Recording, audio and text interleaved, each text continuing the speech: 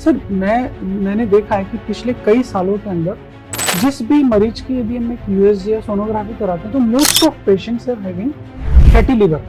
तो जो fatty liver है पहले ही सोचा जाता था कि एक मोटे आदमी का ही शायद फैटी लिवर होगा। आजकल मैं देखता हूँ दुबले लोगों में भी फैटी लिवर हो रहा है। तो what is the main reason behind the fatty liver? देखिए, सबसे प्रमुख बात यह है कि फैट कौन सा वाला बुरा है। ये जो बाहर चमड़ी के नीचे वाला है वो उतना दुखी नहीं करता जितना कि इंटेस्टाइन्स के चारों तरफ जो फैट है, ठीक है, जैसे विसरल फैट कहते हैं, वो फैट ज्यादा नुकसान करता है। Is there any correlation between liver and sexual diseases? एक टैबू है हिंदुस्तान में कि सेक्स के बारे में कोई बात नहीं करना चाहता। अभी आदमी 8 बजे तो अपना लैपटॉप बंद कर रहा है, 10 बजे दुकान पर आ रहा है। तो ऐसी कंडीशन के अंदर इस लाइफस्टाइल को वो कैसे मेंटेन कर सकता है? उसमें उसे शाम का जो भोजन है उसे बहुत ही सीमित कर देना चाहिए। रात का जो भोजन अपन अक्सर बहुत हैवी मील्स खाते हैं उसको अपने को सीमित करना चाहिए। तो सर ये जो कमर्शियलाइजेशन हुआ है इसमें कहीं ना कहीं गवर्नमेंट भी रेस्पॉन्सिबल है, क्योंकि सरकारों ने हमें एक डॉक्टर के तौर पे देखा, एक बाबू के तौर पे देख लिया, एक ऐसे हमें एक वैज्ञानिक के तौर पे या एक बहुत पढ़े लिखे इंसान के तौर पे हमें नहीं माना।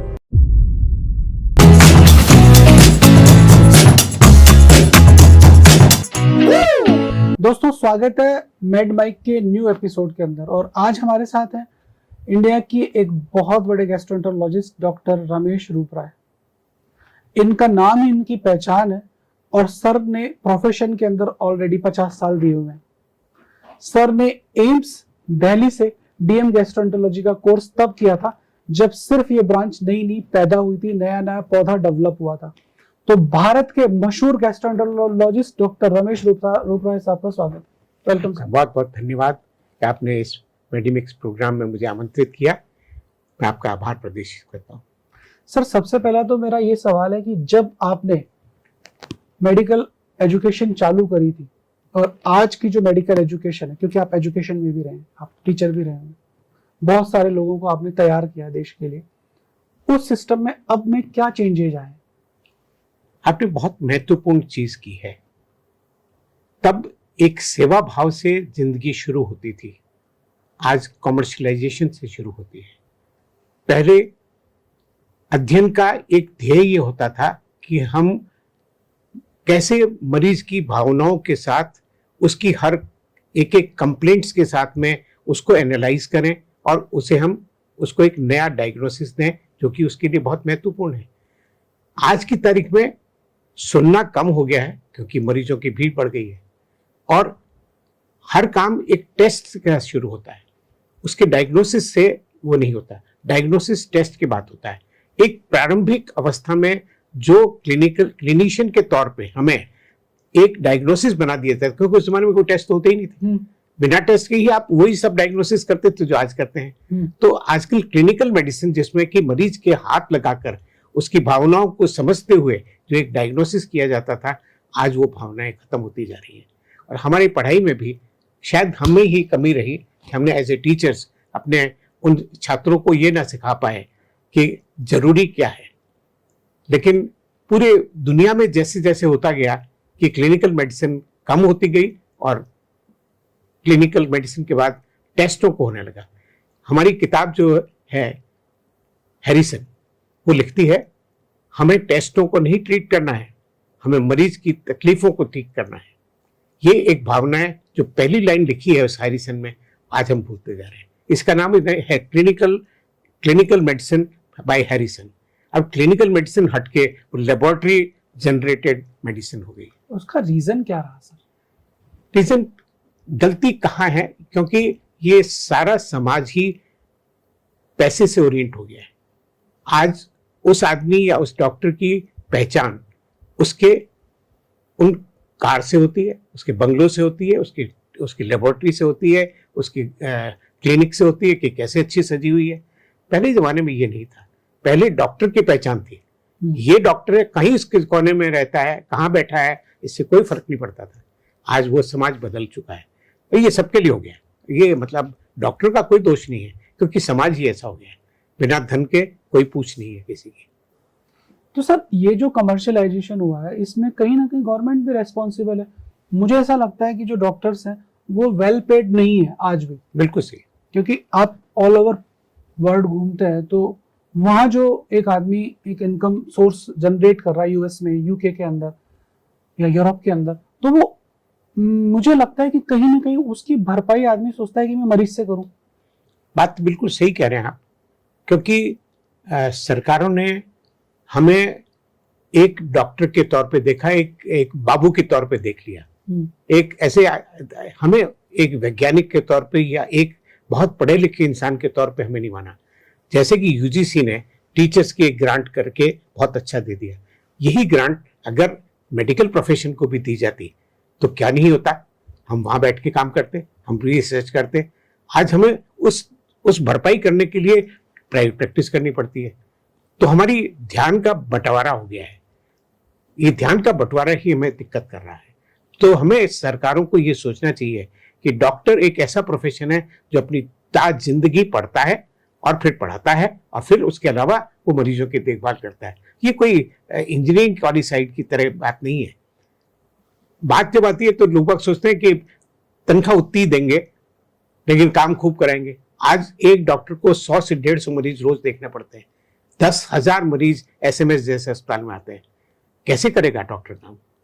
उसको कुछ न सुविधाएं अच्छी देनी पड़ेगी। गांव में भी डॉक्टर है तो वो बेचारा वहां कैसे रहे? उसको रहने के लिए अच्छा मकान तक नहीं है। तो एक इतनी पढ़ाई लिखाई करने के बाद एक ऐसा डॉक्टर जिसने अपनी जिंदगी के सारे जीवन इसमें लगा दिए पढ़ाई में, उसको आप कोई भी सुविधा नहीं देते। तो इसलिए कहीं न कहीं सरकारों की बहुत बड़ी गलती है कि वो हमें यूनिवर्सिटी ग्रांट कमीशन की तरह हमें टीचर्स की तरह हमें तनख्वाह नहीं दी। ये बहुत बड़ी भूल है जो कि डॉक्टर्स को सरकारी तंत्र से हटाती जा रही है और प्राइवेट प्रैक्टिस की तरफ ले जा रही है। सर अब मैं थोड़ा सा गैस्ट्रोलॉजी की तरफ जाता हूँ। तो गैस्ट्रोलॉजी जब आपने चूज करी तो ये आपका एक पैशन था या आपको दूसरा ब्रांच नहीं मिला था? सच बात तो यही है, उस जमाने में कार्डियोलॉजी अपनी पूरे ग्लैमर में थी। मैं सब तरफ से पास होता चला गया, 200 में से 2 हो जाता था। उस जमाने में 3 सीट होती थी पूरे देश में। I am talking of 1976-77। तो मैं एक नहीं बन पाता था, कहीं न कहीं कुछ गड़बड़ थी। फिर मैंने सोचा कि मेरे गुरु थे, उन्होंने कहा कि ये एक डेड ब्रांच है cardiology, you should go to gastroenterology जो कि अपकमिंग ब्रांच है। अच्छा। तब मैंने अपना व्यवहार बदला और मैं पहले अटेम्प्ट में अंदर आ गया। ओके। तो ऑल इंडिया इंस्टीट्यूट पहुंच गया। तो ये एक भाग्य की बात भी है और आदमी का एक समय के पहले कोई चीज नहीं मिलती और भाग्य से ज्यादा नहीं मिलती। यहाँ भाग्य अच्छा था तो मैं पहले अटेम्प्ट में अंदर आ गया और तब से लगातार जनता की उस भावनाओं के साथ कि भाई पेट की बीमारियां ही सबकी जड़ है। जैसा कि आप आगे भी देखेंगे कि हर चीज में एक पेट ही है। आज इसके कीटाणु जो है अंदर वो आज की तारीख में तय करता है कि मेरा व्यवहार कैसा है, मेरी सोच कैसी है, मेरा हर अंग कैसे काम करेगा, मेरा ब्रेन कैसे काम करेगा, मैं कितना विद्वान बनूंगा। ये सब बातें आज गट तय करती है। हमारे पूर्वजों ने सही कहा था कि सारा खेल आमाशय का ही है, बड़ी आंतों का और छोटी आंतों का है। वो कीटाणु हैं, वो तय करते हैं कि आप कैसे बनेंगे। तो कीटाणु कैसे तय करेंगे सर? कीटाणु ही हमारी आंतों के अंदर से जो टॉक्सिक पदार्थ बनते हैं, जो हमारी इंटेस्टाइनल म्यूकोजल लाइनिंग है, जो खराब बैक्टीरिया अगर होंगे आपके, जैसे अपन कह सकते हैं तामसिक भोजन या अच्छा भोजन, सात्विक भोजन। तो तामसिक भोजन जो भी था वो सब, जैसे हाई फैट कंटेंट डाइट, तली हुई चीजें खाना, मीट मच्छी खाना, जिनको बहुत तल के खाते थे, ठीक है, या शराब पीना, इन सब से ये तामसिक पदार्थ हैं। तो वो बैक्टीरिया जो अच्छे थे वो मरते जाते हैं और बुरे बैक्टीरियाओं की संख्या बढ़ती जाती है। आप जैसे आज एक तली हुई चीज खा लीजिए, समोसे खा लीजिए, आपके इंटेस्टाइन के अंदर जो बैक्टीरिया हैं वो इतने विरुलेंट हो जाते हैं। विरुलेंट का मतलब इतने तेजी से काम करने लग जाते हैं कि वो आपके इंटेस्टाइन की जो म्यूकोजल लाइनिंग है, वो जो इतनी टाइट जंक्शन के होते हैं, इतनी टाइट होती है, वो टूट जाती है और यहाँ से टॉक्सिक पदार्थ लीवर तक पहुंच जाते हैं। और यही आज की तारीख में जो ओबेसिटी है, सेंट्रल ओबेसिटी है, जो लीवर में फैटी लीवर हो रहा है, जो भी बीमारियां हो रही हैं, डायबिटीज हो रही है, पेनक्रियाटाइटिस हो रही है, पेनक्रियाज हो रहा है, पेनक्रियाज से डायबिटीज हो रही है, या डियोडिनम हमारी जो है, वहां से जो पदार्थ इनक्रेटिन्स बनते हैं वो वहां से नहीं बन पाते। तो मतलब सात्विक भोजन जो है वो बहुत अच्छा रहता है। बिल्कुल। आज इसीलिए आप देखिए कि पूरी दुनिया अब हरे पदार्थों की तरफ जा रही है, ऐसे पदार्थों की जा रही है जो सात्विक हैं, जो वेजिटेरियन डाइट है उसकी तरफ दुनिया घूमती जा रही है, क्योंकि उन्होंने देखा है कि जो क्रोध, एग्रेशन, वो जो तामसी पदार्थों से आता था, हमारे गुरु लोग बहुत विद्वान थे, हमारे जो महर्षि लोग थे, उन्होंने तय कर दिया था कि कैसा भोजन होना चाहिए, किस समय खाना चाहिए। आज दुनिया जैन फूड की तरफ जा रही है, आज दुनिया जैन डाइट की तरफ जा रही है कि भाई आप इंटरमिटेंट फास्टिंग करिए, आप उस समय मतलब शाम होने से पहले ही भोजन कर लीजिए। उन्होंने तो कहा था भाई जीवाणु ना मरे, लेकिन सच बात यह है कि आपकी आंतों को थोड़ा डिटॉक्सिफाई होने के लिए समय तो मिलना चाहिए, रेस्ट चाहिए। तो उसको रेस्ट देने के लिए, उसको रीजनरेट होने के लिए टाइम चाहिए। तो फास्टिंग का कोई रोल है इसके अंदर? फास्टिंग का रोल ये है कि अगर आप एक समयबद्ध कार्यक्रम के अनुसार आप खाना खाएंगे और 8 से 10 घंटे आप अपनी आंतों को आराम देंगे। जैसे मान लीजिए आपने जो खाना शुरू किया, 11 बजे आपने अपना लंच लिया या 10 बजे आपने लंच लिया, शाम को आपने 5-6 बजे आपने पूरा खाना खा लिया, फिर सारी रात और अगले दिन सुबह तक, ब्रेकफास्ट तक, लंच तक आप कुछ ना खाएं। ये करीब करीब 12 घंटे से 18 घंटे का जो फास्टिंग है, ये काफी उपयोगी रहता है। लेकिन सर ये चीज तो हो गई ट्रेडिशनल लाइफ में, जब 10 से 5 की नौकरी करते थे। अभी आदमी 8 बजे तो अपना लैपटॉप बंद कर रहा है, बिल्कुल सही, 10 बजे दुकान पर आ रहा है। तो ऐसी कंडीशन के अंदर इस लाइफस्टाइल को वो कैसे मेंटेन कर सकता है? उसमें उसे शाम का जो भोजन है उसे बहुत ही सीमित कर देना चाहिए। रात का जो भोजन अपन अक्सर बहुत हैवी मील्स खाते हैं, उसको अपने को सीमित करना चाहिए। और ये अपनी सृष्टि की रचना ही कुछ ऐसी हो गई है कि हमारे काम करने का समय और तरीका ऐसा ही हो गया है। लेकिन जो लोग अभी भी इस भावना के साथ काम करते हैं कि हमें तो शाम का टिफिन 5 बजे 6 बजे खाना है, वो खाते ही है। तो ये एक तरीका हो सकता है जिससे कि हम अपने आप को सुधार सकते हैं कि भाई आपने खाना खा के गए काम पे और फिर आपने 5-6 बजे आपने कुछ खा लिया और फिर रात को आपने आधा कप 1 कप दूध पी लिया, 1 आध बिस्किट खा लिया। मतलब बहुत ज्यादा हैवी ना हो, बहुत ज्यादा हैवी ना, बहुत ज्यादा लिमिटेड फूड। हालांकि मैं इस बात को बहुत ज्यादा नहीं मानता था, लेकिन मैं धीरे धीरे इसको मानने लगा हूँ, क्योंकि मैं कहता था कम कम खाना, बार बार खाइए। लेकिन वो शायद बहुत अच्छा तरीका नहीं है। उससे क्या होता है कि इंटेस्टाइन्स पर लोड हर वक्त रहता है, उनको हर वक्त काम करना पड़ता है, रेस्ट का टाइम ही नहीं है। लेकिन मैं पहले जमाने में सोचता था ऐसा, आज मैं फिर सोचने लगा हूँ कि हमें 2 ही टाइम में अच्छा भोजन करना चाहिए। क्योंकि कई डाइटिशियन से मैं मिला हूँ तो वो सब इंटरमिटेंट फास्टिंग पे फोकस करते हैं, या जो मील्स के छोटे छोटे स्नैक्स पे फोकस करते हैं कि या तो आप 16 घंटे का मील का गैप रखो, और यदि आप डाइट पे हो, और यदि आप फूड ले रहे हैं, यदि वो डाइट शेड्यूल बना के दे रहे हैं, तो हर 2 घंटे में कोई स्नैक्स दे रहे हैं आपको। बिल्कुल सही, मैं अक्सर यही करता था, बट समझो लगने लगा है कि शायद मैं गलती पे था। हमें थोड़ा सा टाइम पीरियड बीच में देना चाहिए ताकि इंटेस्टाइन्स को रेस्ट मिले। सर मैंने एक बुक पढ़ी थी जिसके अंदर लिखा था कि जो हमारी जितनी भी पेट की प्रॉब्लम्स है उसका मेन रीजन गेहूं है। तो क्या गेहूं खाने से प्रॉब्लम्स होती हैं? मैं ही मानता हूं कि गेहूं खाने से जो हमें ऐसे पदार्थ मिलते हैं जिसको हम पचाने में थोड़ी सक्षम नहीं है, जो ग्लाइडिन साथ में होता है या उसमें जो शुगर्स हैं, उसके बजाय जो मोटा धान है जैसे बाजरा है, मक्की है, ठीक है, ये ज्यादा अच्छे भोजन है। जैसे रागी है, ये इस तरह की चीजें शायद अच्छी हो सकती हैं, क्योंकि इन्हें डाइजेशन करने में उतना इंटेस्टाइन को काम नहीं करना पड़ता जितना कि गेहूं को करने में करता है। गेहूं से जो राइज ऑफ ग्लूकोज है कुछ ज्यादा होता है बनिस्पत इन मोटे अनाजों से, तो जितना राइज होता है उतना ही नुकसान होता है। तो गेहूं और चावल, जैसे साउथ के अंदर चावल बहुत ज्यादा खाया जा रहा है, बिल्कुल ठीक है। तो गेहूं और चावल में से हमें क्या प्रेफर करना चाहिए, चावल या गेहूं? देखिए, ये जहां जहां जैसा भोजन होगा वैसे ही तो खाएगा। हमारे यहाँ पर गेहूं ज्यादा होता है तो हम नॉर्थ इंडिया वाले सब यही खाते हैं। साउथ इंडिया में चावल होते हैं तो चावल ही खाते हैं। अब ये बड़ा मुश्किल काम है चूज करना कि क्या नहीं खाएं। वैसे कैलोरी वैल्यू के हिसाब से दोनों बराबर है, पर क्योंकि आप उसको उबाल के खा रहे हो और वो एक मोटा ग्रेन जा रहा है, तो शायद उसको पचाने में ज्यादा आसानी होती है। उसमें छिलके सहित खाते हैं अक्सर वहां पर, वो ऐसा बासमती जैसा बिल्कुल शाइनिंग वाला नहीं खाते, वो मोटा धान खाते हैं। मोटा धान। आई थिंक वो सही तरीके से खाते हैं।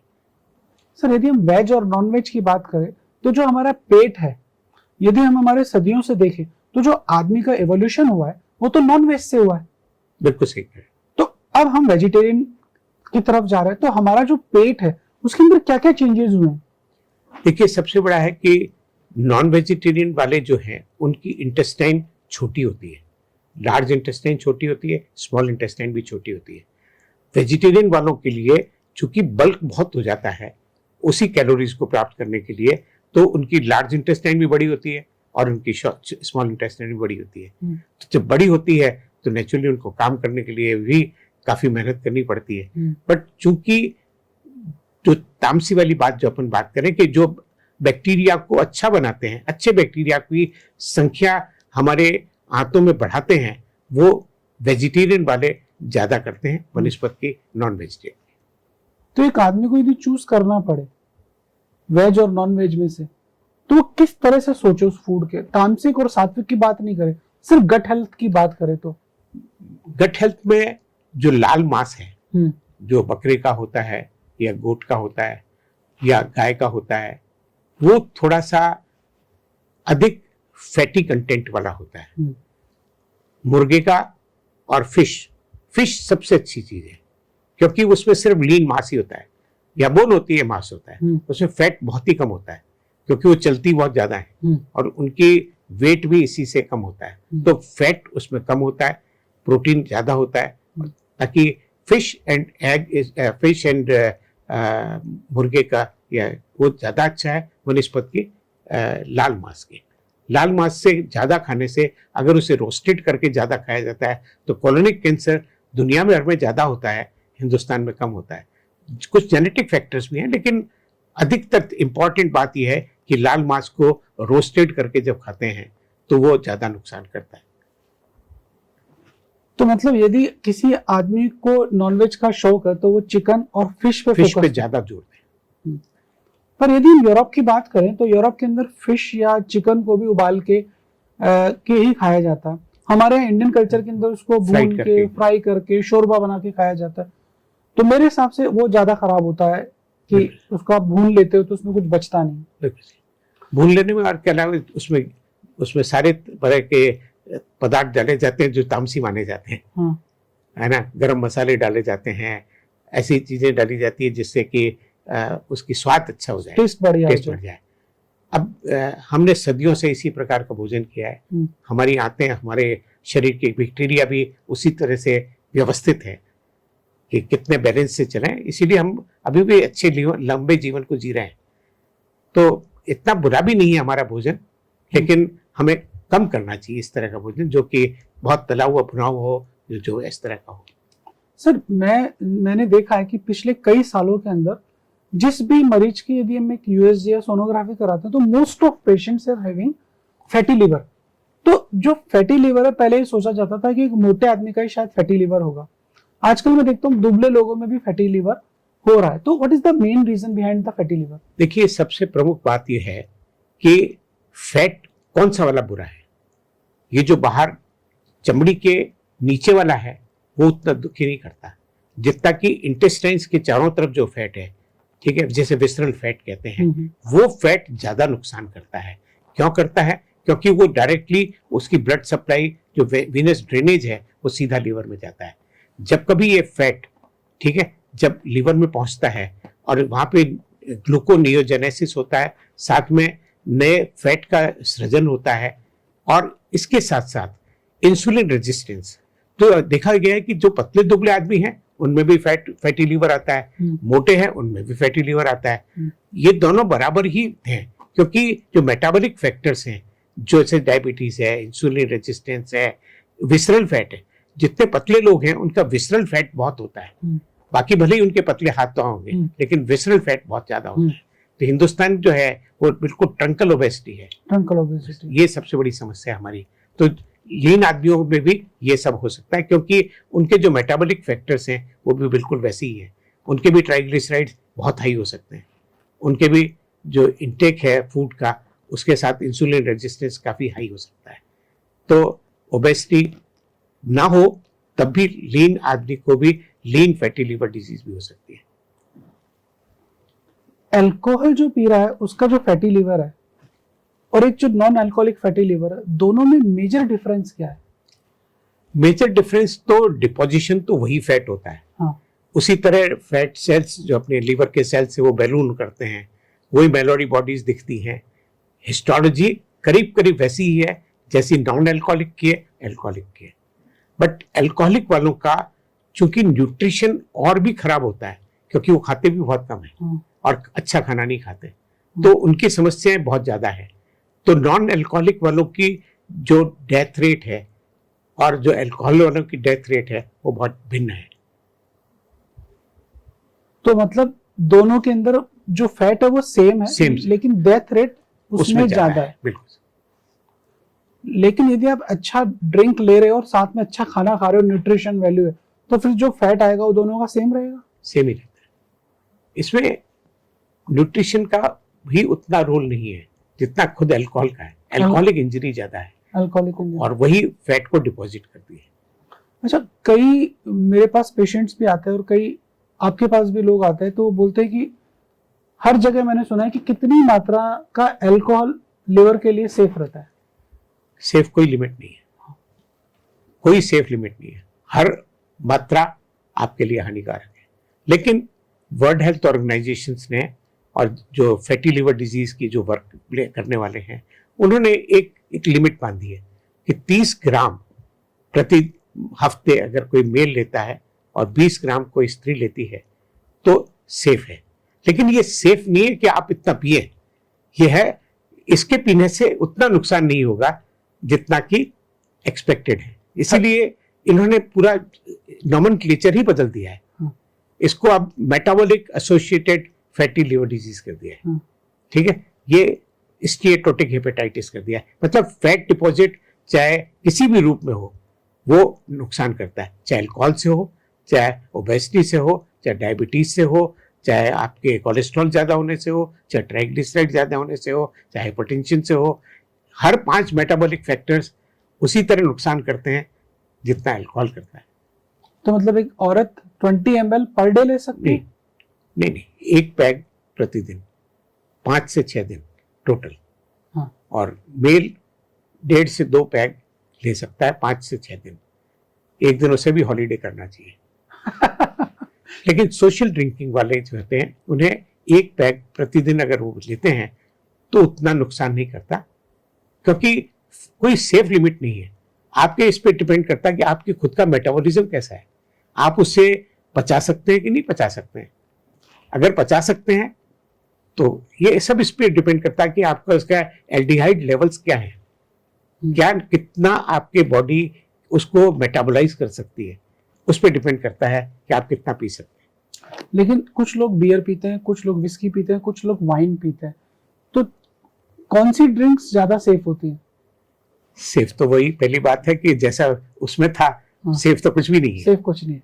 हर एक की मात्रा पे डिपेंड करता है कितना अल्कोहल है हर एक में। जैसे बियर पीने वाला 2 बियर की बोतल पीता है, ठीक है, उसने मान लीजिए 600-700 मिलीलीटर पी लिया, तो अल्कोहल तो उतना ही गया। ठीक है, चाहे वो 4% या 5% था अल्कोहल, लेकिन गया तो उतना ही अल्कोहल। जिसने हार्ड ड्रिंक लिया, ठीक है, विस्की ली उसने, लेकिन उसने 30 मिलीलीटर ही ली, बट उसमें भी तो 9% से 19% तक है, तो वो तो नुकसान करेगा ही। बात तो अल्कोहल की मात्रा से है, चाहे बियर हो चाहे वाइन हो। बट ये कहा जाता है कि wine is little safer as compare to because wine इतनी आप पी नहीं सकते, आप पीते कम ही पी पाते हैं। बियर की तरह इतना सारा नहीं पी सकते, अल्कोहल की तरह भी ज्यादा नहीं पी सकते। तो wine is little safer as compare to the true alcohol. क्या अल्कोहल से गट बैक्टीरिया जो अच्छे वाले हैं वो मरते हैं? बिल्कुल सही बात, बिल्कुल मरते हैं, और बुरे बैक्टीरिया बढ़ते हैं। और आपकी जो मैंने जैसे अभी कहा था कि टाइट म्यूकोजल जंक्शंस होते हैं जिससे कि बैक्टीरिया अंदर नहीं जा सकते, ये उसको तोड़ देते हैं। ये तोड़ते हैं तो ये टॉक्सिक पदार्थ अंदर जाते हैं, सीधे लिवर में जाते हैं और लिवर के बाद में इस पूरे शरीर में फैलते हैं। तो ये टॉक्सिक पदार्थ ही फैटी लिवर डिजीज का कारण बनता है। जितने भी ओबेज लोग हैं, क्या ओबेसिटी का कोई कोरिलेशन है लिवर से? 100%। बिकॉज ऑलमोस्ट जितने ओबीज लोग होंगे उनमें से 40% से 50% लोग उनको फैटी लिवर डिजीज जरूर होगी। अगर वो उसे कंट्रोल नहीं करते हैं फैट को, तो उनका प्रोग्रेशन भी बहुत तेजी से होता है फैटी लिवर डिजीज में, और उनका लिवर सिरोसिस भी जल्दी होता है। और उनमें चूंकि लीवर जो है वो सब चीजों को कंट्रोल करता है। आज अगर माने तो हमारा जितने कार्डियोवैस्कुलर सिस्टम है उसमें जो फैट डिपॉजिट होता है, ठीक है, जो ब्रेन के अंदर के वेसल्स हैं उसमें फैट डिपॉजिट होता है, हार्ट के ऊपर फैट डिपॉजिट हो जाता है, उनके वेसल्स में फैट डिपॉजिट हो जाता है, ये जाता तो लीवर से ही है। बिकॉज ट्राइग्लिसराइड्स और कोलेस्ट्रॉल सब कुछ पैदा तो यही होते हैं, तो जब यहां से निकलेंगे तभी जाके डिपॉजिट होंगे।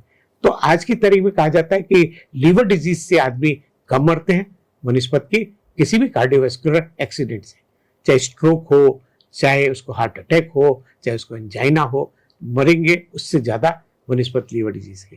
But liver is the main culprit जो कि हर चीज को कंट्रोल करता है। क्या हम लोगों के लिवर और यूरोपियंस के लिवर या अफ्रीकन्स के लिवर, इन सब में कुछ डिफरेंसेस है? बहुत मुश्किल है कहना, क्योंकि ऐसी बातें नहीं की गई है।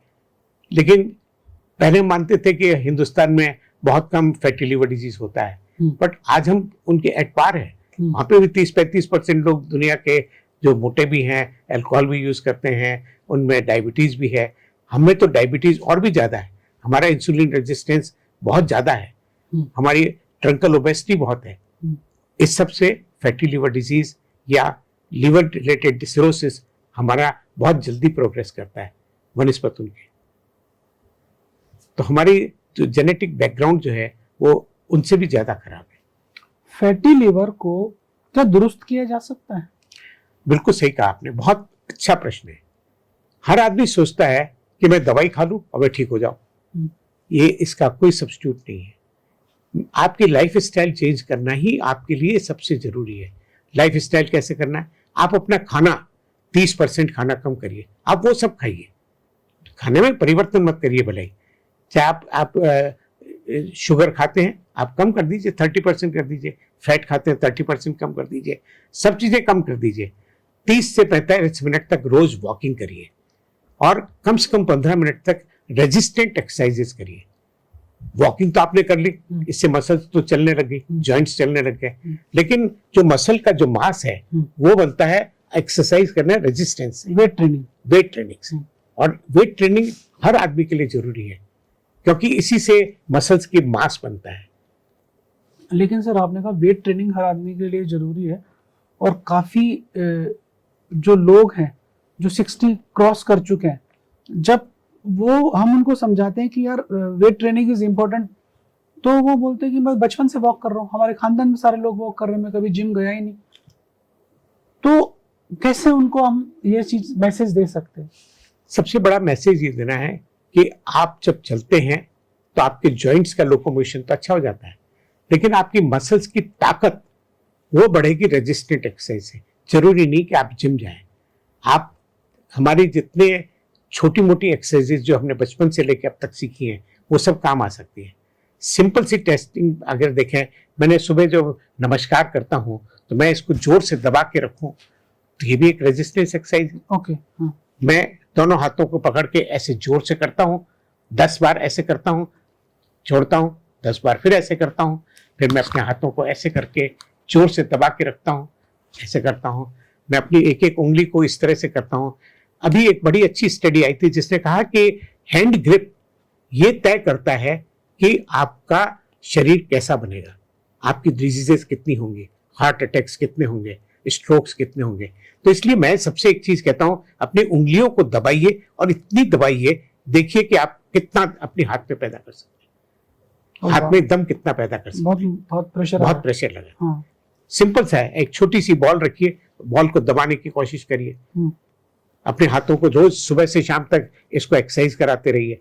आप बिस्तर से उठे हैं, सबसे पहले काम एक ही करिए, भगवान को प्रणाम करिए, जोर से करिए, 2-3 प्राणायाम करिए और उसके बाद में शुरू हो जाइए छोटी छोटी एक्सरसाइजेस पे। छोटी छोटी ये मसल्स जो है ना, ये जिंदगी की हर चीज को तय करती है। कहते हैं ना, यहाँ सब कुछ जन्म पत्री लिखी है। हाँ। वैसे ही हाथ की एक्सरसाइज आपको ये बताएगी कि आपको कैसे रहना है। कैसे करना है।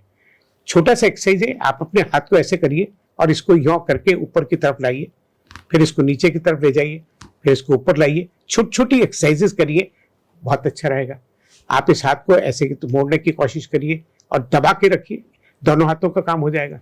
एक हाथ को दूसरे हाथ में रखिए, किसी डंबल्स की जरूरत नहीं है। आप अपने हाथ को ऐसे करिए और अपने पार्टनर को भी आप अपना पार्टनर बना सकते हैं इसमें। आप उससे कहिए कि तुम मेरे हाथ पे यहाँ रखो, वो दबाएंगे, आप ऊपर करिए, उसकी मसल्स भी तो बनेंगे। हाँ। क्योंकि आपको जीवित रहना है तो उसको भी जीवित तो उतना ही रहना है। आपकी मसल्स बनाओगे तो उसकी मसल्स। किस किस के पास समय है कि हम ट्रेनिंग के लिए जाएं? हमारे पास अगर 15 मिनट है, ये बहुत अधिक है। अगर मैं इस एक्सरसाइज को लगातार करता हूं और 10 सेकंड तक ऊपर की तरफ लाता हूं तो मेरी मसल्स में बहुत ताकत आएगी। इसी तरह सीधे लेटकर हम पंजों को नीचे दबाते हैं, ये करते हैं, दीवार के सहारे लगा के जोर लगाइए, आपके पंजे अच्छे हो जाएंगे। आप एक दूसरे पंजे से ऐसे करिए और उसको आप दबाइए। इसके बाद में बिना घुटने को मोड़े हुए 10 डिग्री तक आप अपने टांग को ऊपर रखिए, आपकी पूरी पूरी टांग और ये जॉइंट इतना अच्छा स्ट्रांग हो जाएगा। आपने दोनों टांगों को एक साथ किया, दोनों की किया। ये विसरल फैट को कम करने का भी एक अच्छा ही तरीका ये है कि हमारी मसल्स, जो एब्डोमिनल वॉल की मसल्स हैं, जो हमें खड़े रहने में सहायक करती हैं, जो मेरी पीठ है उसके रीढ़ की हड्डी के चारों तरफ जो मेरे मसल्स हैं दोनों तरफ, वो ट्रेंड होना बहुत जरूरी है ताकि मैं सीधा चल सकूं, मैं सीधा बैठ सकूं। जीवन में सबसे महत्वपूर्ण बात है, इन दो मसल्स में ताकत होनी चाहिए। और इसकी ताकत आ सकती है अगर हम पंजों को अपनी तरफ खींचें, दोनों टांगों को एक साथ रखें, बिना घुटना मोड़े हुए जमीन से हम 10 डिग्री ऊपर उठाएं, 10 सेकंड ऊपर रखें, फिर नीचे करें। 10 बार ऐसा करिए, 3 से 4 मिनट लगते हैं, लेकिन ये आपके मसल्स को इतना टोनिंग करते हैं। सिंपल सी एक्सरसाइज है। आप अपनी कुर्सी पे बैठे हैं, आप उठिए और बैठिए, उठिए और बैठिए। ये आपकी इस मसल्स को इतना अच्छा स्ट्रॉन्ग करेंगी। आज की तारीख में हमारे जो लीवर डिजीज के जो पेशेंट्स हैं, उन्हें हम यही सब चीजें सिखाते हैं और उन्हें ये समझाने की कोशिश करते हैं कि आपकी ये मसल्स में इतनी अच्छी ताकत होनी चाहिए। और हम कहते हैं कि 1 मिनट में आप कितनी बार बैठ सकते हो, उठ सकते हो, फिर उठ सकते हो, बैठ सकते हो। आपकी जितनी स्पीड बढ़ती जाएगी, इसका मतलब आपके इन जोड़ों में और आपके इस मसल्स में ताकत बढ़ती जा रही है। आज की तारीख में हर आदमी सोचता है कि मैं प्रोटीन की मात्रा, हम तो दाल खाने वाले लोग हैं, लेकिन उसके अलावा भी हमें प्रोटीन की मात्रा को बढ़ाना चाहिए। प्रोटीन ही जीवन को तय करता है, हमारी मसल्स को तय करता है। हमारे पुराने जमाने में कहते थे दूध पियो, दही खाओ, ठीक है, पनीर खाओ, छेना खाओ। आप मीठा ज्यादा नहीं खाना चाहते तो रसगुल्ले निचोड़ के खा लीजिए, ये भी बहुत अच्छा है। चीज स्प्रेड खा सकते हैं। तो ये प्रोटीन, एक तरह का प्रोटीन तो ये होगा vegetarian protein. Non vegetarian protein में मैंने फिश के बारे में कहा, लेकिन जो हमारा अंकुरित चना, मूंग और मोठ है, वो एक ऐसी चीज है जो कि हमें हमेशा अच्छा प्रोटीन देती है। अंकुरित होने से उसमें विटामिन ई की मात्रा बहुत बढ़ जाती है। इसलिए अंकुरित चना, मूंग और मोठ हल्के से तेल या घी में छौंक लगाकर रोज सुबह आप एक स्प्राउट्स को लें, आपके जीवन में बहुत क्रांति आएगी, आपके जीवन में बहुत बदलाव आएगा। कई लोग कहते हैं हम इसको ऐसे सूखा नहीं खा सकते। मैं उनसे कहता हूँ कि आप इतना ही आलू ले लीजिए, इतना ही मूंग मोठ ले लीजिए, उसको टिकिया बनाइए और तवे पे, नॉन स्टिक पैन पे आप सेक लीजिए और उसको खाइए। अच्छा ही प्रोटीन डाइट है।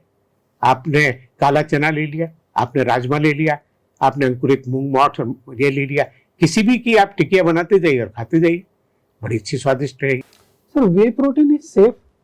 सेफ नहीं, सुपर सेफ, और उससे भी ज्यादा है महत्वपूर्ण। क्योंकि लीवर जो है, उसमें जब लीवर सिरोसिस होने लगता है या फैटी लीवर होता है तो ब्रांच चेन अमाइनो एसिड्स की मात्रा कम हो जाती है। ब्रांच चेन अमाइनो एसिड्स हमारी मसल्स को बनाने में अत्यधिक सहायक होती हैं और लीवर के लिए भी बहुत अच्छी होती है। ब्रांच चेन अमाइनो एसिड्स इस वे प्रोटीन में ही सबसे अच्छी होती है। तो हमें branch chain amino acid containing substances को देना चाहिए। आज की तारीख में बहुत अधिक काम हो रहा है nutrition and liver disease. Nutrition and liver disease में सबसे महत्वपूर्ण चीज निकल आई है हाई प्रोटीन डाइट और उसके साथ में ब्रांच चेन अमाइनो एसिड। लेकिन कई जगह पे ये मिसकंसेप्शन है कि प्रोटीन खाने से लिवर खराब हो जाता है, किडनी खराब हो जाती है, वे प्रोटीन नहीं खाना चाहिए। नहीं, ये बहुत गलत बात है। कोई नुकसान नहीं होता। हर आदमी को 60 से लेके 110 ग्राम तक, मतलब 1.5 ग्राम अपनी बॉडी वेट का हर रोज खाना चाहिए। और ये मैं आप जैसे बात कर रहा था, अंकुरित की बात करी थी, हमारे यहाँ जो भूंगड़े या भाड़ के चने हैं वो चना जोर गरम है, भाड़ के चने हैं, घुड़ चना है, नमक और गुड़ चना है। हमारे कितना अधिक पुराने जमाने से इसका चलता आ रहा है। मैं सब मरीजों से कहता हूँ आप 100 ग्राम भाड़ का चना लीजिए, चाहे उसके गुड़ के साथ खाइए, चाहे आप मिश्री के साथ खाइए, चाहे उसका चना जोर गरम करके खाइए, चाहे आप उसको किसी रूप में भी खाइए। सत्तू के लड्डू हमारे जमाने में कितने पॉपुलर थे। बहुत पॉपुलर। आज की तारीख में भी ये एक सबसे सस्ता और अच्छा भोजन है। अगर आपको डायबिटीज नहीं है, ओबेसिटी नहीं है और आप अच्छा खा सकते हैं तो ये तो सत्तू को आप छाछ में घोल के पी लीजिए। अगर आप मोटे हैं तो सुबह हम लोग कई बार छाछ में सत्तू को घोल के पीते हैं और वो बहुत ही अच्छा न्यूट्रिशन प्रोटीन कंटेनिंग डाइट है। सर आपने भी लड्डू की बात करी, तो क्या is there any correlation of ghee and liver diseases? घी, तेल। बिल्कुल सही बात कर रहे हैं आप। घी कौन सा अच्छा होगा ये अभी तक तय नहीं है। साउथ इंडिया वाले सारे कोकोनट ऑयल खाते हैं, यस वेरी गुड। क्यों अच्छा है? उसमें जो मीडियम चेन ट्राइग्लिसराइड्स हैं, आपको पचाने के लिए बाइल होना जरूरी है। आपके इंटेस्टाइन के पचाने की क्षमता भी होनी चाहिए। बाइल होगा तभी तो फैट के माइसिल्स बनेंगे और एब्जॉर्ब होगा, उसको सेल के अंदर जाना पड़ेगा। लेकिन दो सेल के बीच में एक जगह होती है पैरासेलुलर स्पेस, उस स्पेस में से मीडियम चेन ट्राइग्लिसराइड ऐसे ही चले जाते हैं। तो coconut oil is one of the best oil अगर आप अपना वेट बढ़ाना चाहते हैं, अच्छा न्यूट्रिशन लेना चाहते हैं। सनफ्लावर ऑयल बहुत अच्छा माना जाता है, अच्छा है। बाद में कभी बदलता है कि इस तरह का तिल्ली का तेल खाने से अच्छा होता है, कोई सरसों का तेल खाने से। बहुत ज्यादा फर्क नहीं पड़ता, बहुत ज्यादा फर्क नहीं पड़ता, लेकिन जो आपको सूट करता है वो आप खाइए। बहुत रिफाइंड ऑयल नहीं खाने चाहिए। घी मेरे हिसाब से मक्खन जो घर में हमारे बनता था, सफेद मक्खन बिलो कर बनाया जाता था, वो सबसे अच्छा फैट है। लेकिन वो पॉसिबल नहीं अब तो। नहीं पॉसिबल है। आपकी मलाई उतरती है हर रोज दूध में से, उस मलाई को रख लीजिए, आप 4 दिन के बाद में उसको अपने चर्नर से चलाइए और उसमें निकल आएगा मक्खन। मैंने कई जगह पे इंस्टा पे रील्स देखी कि आप 1 चम्मच रोज देसी घी दाल में डाल के खाएं। मैं तो पसंद करता हूं और मैं लोगों से भी कहता हूं कि आपको कम से कम भी 40 से 50 ग्राम, देखिए डाइट में 60% हमारे कार्बोहाइड्रेट होने चाहिए, 20% प्रोटीन होना चाहिए और 20% फैट होना चाहिए। बिल्कुल बिना फैट के खाने के शरीर के कोई एंजाइम का नाम ले लीजिए, क्या उसमें कोलेस्ट्रॉल रिंग नहीं है? कोलेस्ट्रॉल नहीं होगा तो आपकी बॉडी के हर एंजाइम बनेगा कहां से? बॉडी का सेल देखेंगे तो सेल की जो स्ट्रक्चर बना है वो भी तो प्रोटीन इससे बना है, फैट से, कोलेस्ट्रॉल से ही बना हुआ है। तो भाई आप नहीं खाओगे तो आपके सेल कैसे बनेंगे? तो आपको फैट की मात्रा 20% अपने भोजन में, अगर आपने 12 से 1600 कैलोरीज खा रहे हैं तो उसको डिवाइड कर लीजिए इस तरह से कि आप मुझे कम से कम भी 30-40 ग्राम फैट खाने में कोई आपत्ति नहीं है और जरूर खाना चाहिए। सर जो लिवर डिजीज है क्या ये जेनेटिक्स से भी आती है? बिल्कुल सही कह रहे हैं आप।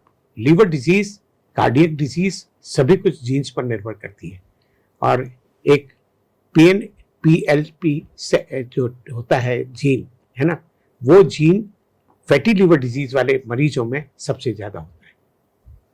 ठीक है, तो ये जिसके भी ज्यादा होता है उसकी प्रोग्रेशन ऑफ डिजीज ज्यादा होता है। तो जैसे आपका पॉजिटिव है और मेरा नेगेटिव है तो मेरी फैटी लिवर डिजीज और सिरोसिस की रेट कम होगी, आपकी ज्यादा तेजी से होगी। और एक और महत्वपूर्ण बात समझनी चाहिए हर आदमी को, आपको डायबिटीज है, आपको ब्लड प्रेशर है, आपका कोलेस्ट्रॉल ट्राइग्लिसराइड हाई है, HDL कोलेस्ट्रॉल लो है और आपके इंसुलिन रेजिस्टेंस है और आप ओबीज हैं, तो इन मेटाबॉलिक फैक्टर्स की वजह से ही आपके फैटी लिवर डिजीज बढ़ती है। तो इन सब चीजों को कंट्रोल करके रखना पड़ेगा। सर जो लिवर की यदि हम बात करें या ओबेसिटी की बात करें तो जैसे कि कई कम्युनिटीज को मैं देखता हूं कि जैसे वैश्य कम्युनिटी हो गई, ब्राह्मण कम्युनिटी हो गई, ये थोड़े ओबेज हैं। यदि हम बात करें राजपूत कम्युनिटी, वेरियर कम्युनिटीज की बात करें तो ये लोग लीन एंड थिन है, जबकि उनका जो डाइट है वो हैवी है। They are some of them are non veg eaters and even they are heavy drinker but still they are lean and thin. So मुझे ऐसा लगता है कि कहीं ना कहीं जेनेटिक्स इसके अंदर बहुत प्ले करती है, बहुत प्ले करती है। ये जीन्स ही है। ऐसा पाया गया था कि जो मोटे चूहे हैं हम्म। जिन पे एक्सपेरिमेंट्स किए जाते हैं हम्म। और जो लीन एंड थिन हैं, लेकिन अगर उनकी जीन्स जिससे आए हैं वो उस पे अगर मोटे से आए हैं तो उनके डेथ रेट या फैटी लिवर डिजीज ज्यादा होगा। तो मोटापा अपने आप में ही एक जेनेटिक डिजीज है। सर जैसे अभी एक रिसेंट एक शादी हुई अनंत अंबानी की एंड ही इज ओबेस, तो उनको ऐसी कौन सी बीमारी है उसके बारे में आप कुछ बता सकते हैं कि इतने ऐसी कौन सी बीमारी है जिसकी वजह मुझे से इसके बारे में कोई ज्ञान नहीं है कि उनको क्या बीमारी है, क्योंकि वो शायद किसी को भी नहीं पता होगी उनके ट्रीटिंग डॉक्टर के अलावा, बट शायद ओबीज ही हैं। और कहते हैं कि बचपन से ही उन्हें कुछ रोग थे जिसकी वजह से वो एक्सरसाइज नहीं कर पाए और अपना वजन बढ़ाते चले गए, शायद यही कारण होगा। बाकी उनके फैमिली में सभी मोटे हैं, लेकिन उसके बावजूद भी सब बहुत एक्टिव हैं। और उनके बड़े भाई ने तो इतना वेट रिड्यूस कर लिया है कि बहुत स्लिम और फैट अच्छे हो गए, लेस फैट। मेरे ख्याल में genetics plays a role, but you can modify your life. आप अपनी जिंदगी को बदल सकते हैं। सर रात को इंडियन कल्चर में भी बहुत सारे नाइट शिफ्ट जॉब लोग कर रहे हैं, जो रात को 8 बजे जाते हैं और सुबह 8 बजे तक आते हैं। उनका नाइट शेड्यूल चेंज हुआ है, बायोलॉजिकल क्लॉक चेंजेज हुआ है, तो क्या इससे भी लिवर डिजीजेज बढ़ती? इससे तो शायद नहीं, क्योंकि हमारी पीनियल बॉडी जो है वो अपने आप में परिवर्तनशील है और समय के अनुसार बदलती रह सकती है। मैं समझता हूँ बायोलॉजिकल क्लॉक, बट ऐसा किसी ने स्टडी नहीं किया कि जो रात को ज़्यादा काम कर रहे हैं या दिन में कर रहे हैं उनके कोई लिवर डिजीज बढ़ी हो। ऐसा तो कहीं स्टडी मेरी समझ में नहीं है। स्ट्रेस का कोई रोल है? स्ट्रेस का रोल बहुत अधिक है। स्ट्रेस का रोल सबसे ज़्यादा है कि हमारी जो मस्तिष्क है, मैंने जैसे कहा इंटेस्टाइन से गवर्नड है। अगर हमारी स्ट्रेस लेवल भी साथ में एडिशन है तो वो हमारे इंटेस्टाइन के बैक्टीरिया को भी बदलते हैं। तो हर चीज में स्ट्रेस हमारे जीवन को बदलता है। और जैसे स्ट्रेस इंड्यूस्ड डायबिटीज हो जाती है, प्रेगनेंसी के समय स्ट्रेस होता है उससे डायबिटीज हो जाती है, मेरे शरीर में इन्फेक्शन हो जाए मुझे डायबिटीज बढ़ जाती है। तो stress is very important for all the disease to get precipitated. Hepatitis B बहुत कॉमन है आपकी प्रैक्टिस के अंदर? देखिए, आज से करीब करीब 2080 से लेके 2090 तक की बात करें तो 3.5% लोग हिंदुस्तान में पॉजिटिव थे। उसका धीरे धीरे जागरूकता बढ़ी, मदर्स का टेस्टिंग होने लगा, मदर्स को टेस्ट होकर उनको ट्रीटमेंट होने लगा और ट्रांसमिशन रेट कम होने लगी। बच्चे के पैदा होते ही पिछले 15 साल में बच्चे को जो हमारा जो प्रोग्राम है वैक्सीनेशन प्रोग्राम, उसमें हेपेटाइटिस बी वैक्सीनेशन को इंक्लूड कर दिया गया है। इससे हमारे नई जनता जो आ रही है, नई बच्चे जो आ रहे हैं उनमें हेपेटाइटिस बी के कम हो गए। तो आज की तारीख में अगर ब्लड बैंक से स्टडी करके देखें तो हमारा 1% से कम पहुंच गए हैं। तो वैक्सीनेशन प्रोग्राम ने दुनिया बदल दी है। तो हमें एक जागरूकता के साथ जाना चाहिए। न दें नवजात शिशु को सोने के कंठार, ये उसे ऐसा वैक्सीन 3 डोज वैक्सीन की जो उसे जीवन पर्यंत हेपेटाइटिस बी से बचा के रखे। तो सोने के कंठार देने की जरूरत नहीं है, जरूरत है वैक्सीनेशन की जो उसे बचा सके। सर कई लोग जो है उन लोगों के अंदर एक बीमारी होती है कि वो बहुत ज्यादा उनको डकार आती है, जैसे ही कुछ खाया उनको डकार आई। तो कई लोगों में इतना ज्यादा डकार क्यों आता है? देखिए, डकार पेट से नहीं आती, जो पेट से आती है, जो हम खाना खा लेते हैं उसके बाद में हमारे पेट अगर बहुत डिस्टेंड हो जाता है और गैस अंदर ज्यादा बन जाती है तो जरूर ये हमारा गैस्ट्रोइसोफेजियल जंक्शन है, यहाँ से उसमें से कुछ ऊपर आ जाते हैं जिसे हम अजीर्ण वाली डकार कहते हैं। तो वो उस बदबू के साथ ही आती है, उसकी गंध के साथ आती है। लेकिन जो डकार की आप बात कर रहे हैं वो इससे भिन्न है। ये डकार ये बिल्कुल सही है, नॉर्मल है, ये कभी 1-2 से ज्यादा नहीं आती। लेकिन अगर आपने देखा है जो लोगों को डकार आती है उसका सबसे प्रमुख कारण है उनके गले को सूखा रहना। और गले का सूखता क्यों है? क्योंकि हर आदमी को बोलने के लिए थूक की जरूरत होती है, बिना थूक के कोई नहीं बोल सकता। जैसे एक बच्चा इम्तिहान देने जाता है, उसके दिमाग में तनाव होता है कि उसने पढ़ाई नहीं करी, मास्टर साहब ने सवाल पूछा, सवाल पूछते उसको आता नहीं तो ऐसे करता है, मास्टर साहब। ऐसे लोग जो ज्यादा चिंताएं करते हैं, विचार ज्यादा करते हैं, उनका हलक सूखा रहता है। वो दिन भर बोलने से पहले इस तरह करते हैं, हर बार थूक को गिटकते हैं। थूक हल्का होता है, हवा हल्की होती है, जाकर भोजन नली में अंतिम सिरे में अटक जाती है। जैसे बच्चे ने एक माँ का दूध पिया, बच्चे ने सड़क सड़क कर दूध पिया, हवा अटक गई, फिर दूध हवा, फिर बच्चा दूध नहीं पीता। अगर उसे माँ यहाँ रख के थपथपाती है, उसे डकार आती है। इसी तरह उस बच्चे को डकार आई, ऐसे ही आपको भी डकार आती है। क्यों आती है? क्योंकि आपने 10-10 सीसी करके 100 सीसी हवा एक भोजन नली में डाल दी, जो कि बिल्कुल बंद रहती है, खाना आता है तभी खुलती है। अब आपने उसमें इतना चौड़ा कर दिया, यहाँ दिल है, यहाँ लंग्स हैं, छाती हड्डियों से बंधी हुई है, आधा इंच से ज्यादा फैलती नहीं। जब फैलती नहीं तो दबाव पड़ता है, कभी यहाँ दर्द होता है, कभी यहाँ होता है, कभी यहाँ होता है, कभी पीठ में होता है। जिधर हवा का दबाव वहां दर्द। उसके बाद में घुटन महसूस होती है, क्योंकि जगह लंग्स को मिलती है कम, दिल की धड़कन बढ़ जाती है, घबराहट शुरू हो जाती है। फिर ऐसा लगता है, बहुत लोग मुझे कहते हैं साहब ऐसा लगता है मेरा तब जीव निकलेगा। इतनी ज्यादा जो हवा है दबाव डालती है कि उनको लगता है मेरा जीव निकला। फिर यहाँ से एक संदेश जाता है दिमाग को कि तुम्हारी छाती में हवा है। लेकिन दिमाग जब तनावग्रस्त होता है, हम जब अंधेरे में खड़े रहते हैं, हमें डर लगता है कोई चोर आएगा, चुरा लेके आएगा, मारेगा, क्या करेगा। उस समय एक वहां रस्सी रखी हो, लगता है जैसे सांप चल रहा है। हमें किसी बात पे गुस्सा आ रहा है, मेरे बेटे ने आके कहा मुझे 50 रुपए दे दो, क्या बार बार पैसे मांगता रहता है। मेरा रिएक्शन ही अलग हो जाता है जब मुझे किसी चीज पे क्रोध या चिंता होती है। इसी तरह जब चिंता होती है तो ये हवा है यहाँ महसूस होती है 2 इंच नीचे पेट में। हर आदमी सोचता है यहाँ से हवा निकाल दो। अच्छा, यहाँ है ही नहीं हवा, यहाँ तो इतनी गंदी और बदबूदार हवा है, अगर ऊपर आ जाए तो नाक सड़ जाएगा। अच्छा, तो हम विश्व में बनाई हुई भगवान की हवा है, उसी को गिटकते हैं, फिर निकालते हैं, फिर गिटकते हैं, निकालते हैं। जैसे ऐसे किया, हवा गिटकी, गर्दन नीचे की, इतनी हवा कहां से लाओगे? लोग वह कहते मेरे तो सिर में चढ़ गई हवा, मेरे तो गैस तो सिर में चढ़ गई, और सिर को दबा के बैठे हैं ऐसे ही। ठीक है, उनके सिर में क्यों दर्द होता है उसे एक्सप्लेन करो तो समझ में आ जाता है। आप 25 बार जब गर्दन को नीचे करेंगे, ऐसे मुंह खोलेंगे, हवा गिटकेंगे, और उसके बाद में इसको जब निकालेंगे तो 3 क्रिया में ये वाली जो मसल है ये काम आ रही है, तो ये सिर में दर्द यहाँ शुरू हो जाता है। अगर आप डकार खाओगे ही नहीं तो रोकने का मेरा तो सबसे अच्छा उपाय है कि पेन का ढक्कन जो होता है वो मैं मरीज के मुंह में दे देता हूँ। उसको कहता हूँ अब तुम डकार खाओ, क्योंकि गिटकने के लिए होठ बंद करना जरूरी है।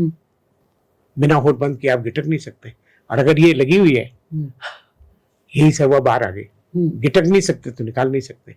लोग बांग लगाती हुई औरतें आती है, यहाँ हाथ लगाओ क्योंकि स्त्रियों के हाथ पांव न हस्बैंड दबाता है न बच्चे दबाते हैं। उन्होंने ढूंढ लिया एक तरीका, ऐसे करो मेरी डकार आ जाती, बादी निकल गई। तो ये सब बातें बुरी तो लगती है समझाते वक्त, लेकिन उन्हें समझ में आ जाती है कि आप सही कह रहे हैं। उनको समझाते हैं कि भैया क्रोध करने से कुछ नहीं प्राप्त होने वाला है, गुस्सा करने से कुछ नहीं मिलने वाला है। हर वक्त प्रसन्न रहिए, खुश रहिए, क्योंकि जीवन क्षण भंगुर है। आधा मिनट बाद आप रहेंगे नहीं, जब नहीं रहेंगे तो उस चिंताओं को रख के क्या करेंगे। सर, डकार के बाद दूसरी चीज है गैस। तो कई लोगों को गैस बहुत ज्यादा आती है, कईयों को गैस कम आती है। कईयों की जो गैस है उसमें बहुत ज्यादा बदबू होती है, और कईयों की जो गैस है उसमें बदबू नहीं होती। आपने इतना अच्छा प्रश्न किया है। देखिए, हर आदमी हिंदुस्तान में गैस से परेशान है। हाँ। किसी से बात कर लीजिए, वो पहले ही आते कहता मुझे गैस की बीमारी है। अरे भाई, कौन सी गैस की बीमारी है? तो वो ये नहीं बता पाता कि उसे डकार आती है या नीचे से निकलती है। लेकिन कारण ये है कि हिंदुस्तान में कब्ज बहुत ज्यादा है, और कब्जी जब इंटेस्टाइन में, बड़ी आंत में आपके लैट्रिन भरी पड़ी रहती है और पूरी लैट्रिन साफ नहीं होती है, तो वो कीटाणुओं से सड़ती है। बुरे कीटाणु होते हैं यहाँ पे, वो कीटाणु से सड़ती है और मीथेन नाम की गैस बनती है। तो उस गैस से बनती है तो निकलेगी भी। जब अधिक निकलती है तो उसमें बदबू भी होती है। तो जब बदबूदार है तो आजकल क्लासिफिकेशन ही ऐसे होने लगा है कि मेथोनेजेटिक टाइप ऑफ कॉन्स्टिपेशन, यानी ऐसा कॉन्स्टिपेशन जिसमें मीथेन गैस ज्यादा बनती है। तो ये मीथेन गैस का एनालिसिस करके ही आप बता सकते हैं इसको कॉन्स्टिपेशन है या इसको डायरियल डिजीज है। ओके, तो ये सब बातें बढ़ती जा रही हैं, लेकिन सिंपलिस्टिक तौर पे जब मरीज को समझाना होता है तो हम ये एक आंतों की डिस्क्रिप्शन बनाते हैं कि देखिए आपकी आंतें यूं चलती हैं लेकिन पूरा निकाल नहीं पाती। तो ये पड़ा हुआ मल सड़ता है तो गैस बनाता है तो नीचे से निकलेगी। ठीक है, और पेट भी फूलेगा, क्योंकि ये यहाँ से एक दबाव डालता है और पेट को कहता है कि अब खाना मत खाओ, तो लोगों का खाना भी कम हो जाता है। जब गैस बनती है। हम्म। तो गैस जिनके मल विसर्जन बहुत अच्छा होता है सुबह, और उसके लिए सबसे ज्यादा जरूरी है पानी। 3 लीटर पानी रोज पीना बहुत जरूरी है। क्यों पीना जरूरी है?